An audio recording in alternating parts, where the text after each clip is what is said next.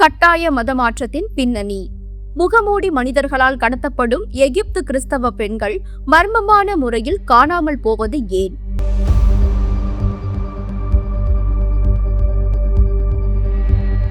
எகிப்தின் பூர்வ குடிகளான கிப்திய கிறிஸ்தவர்கள் அந்நாட்டின் மக்கள் தொகையில் 10% ஆகும். இன்று இச்சமூகம் சந்திக்கும் மிகப்பெரிய அச்சுறுத்தல் கிறிஸ்தவ இளம் பெண்கள் மர்மமான முறையில் திடீரென காணாமல் போவதே ஆகும். இதற்கு பின்னால் ஒரு நுட்பமான அண்டர்வேர்ல்ட் நெட்வொர்க் செயல்படுவதாக ஆய்வுகள் கூறுகின்றன. புள்ளி விவரங்களின்படி கடத்தப்படும் பெண்களில் பெரும்பாலானோர் 16 முதல் 21 வயதுக்குட்பட்டவர்கள்.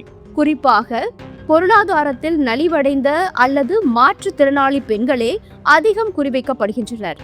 சமூக வலைதளங்கள் மூலம் ஆசை வார்த்தைகள் கூறி வசப்படுத்துவது அல்லது தனிப்பட்ட இயலாமைகளை கண்டறிந்து பயமுறுத்துவது, சில நேரங்களில் மயக்க மருந்துகளை தெளித்து பொது இடங்களிலேயே கடத்துவது தொடர்ச்சியாக இது நடந்து வருகிறது.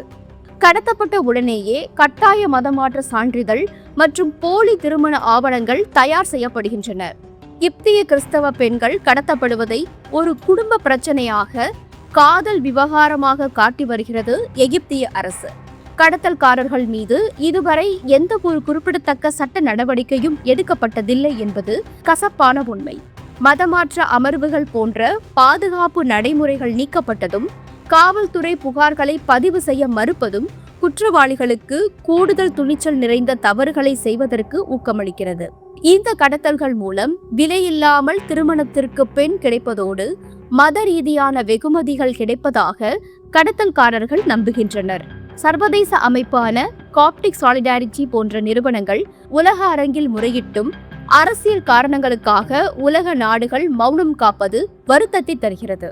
இது மதம் சார்ந்தது மட்டுமல்லாது கிறிஸ்தவ சமூகத்தின் அடையாளத்தை அழிப்பதற்கும் ஆதிக்கத்தை நிலைநாட்டுவதற்கும் எடுக்கப்படும் ஒரு கருவியாக பார்க்கப்படுகிறது. அன்று ஏவாளை தந்திரமாக வஞ்சித்த அதே சர்ப்பம் இன்று எகிப்திய கிறிஸ்தவ பெண்களை சமூக வலைதளங்கள் மூலம் அற்பமான ஆசைகளை காண்பித்து வஞ்சிக்க பார்க்கிறது. 1 பேதுரு 5:8 பிசாசானவன் கெர்ஜிக்கிற சிங்கம் போல் எவனை விழுங்கலாமோ என்று வகை தேடி சுற்றித் திரிகிறான் என்று வேதம் எச்சரிக்கிறது.